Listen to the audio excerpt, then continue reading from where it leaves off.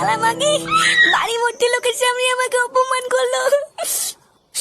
লেউরি আমি নাকি বাথরুমে ওকে মেরে মেয়েদের চান করা দেখেছি। হ্যাঁ বাড়া দেখেছি তো কি আছে, বাড়া চান করলে দেখবো না নাকি? হ্যাঁ তাই বলে এইভাবে বাড়ি ভর্তি লোকের সামনে বাবাও আমাকে সবার সামনে মারলো। দাঁড়া বাড়া, সবার সামনে আমাকে অপমান করে মেরে তাড়ি দিয়ে তোরা মজা করবি? হ্যাঁ কান কি ছেলে দেখাচ্ছি মজা, দাঁড়া।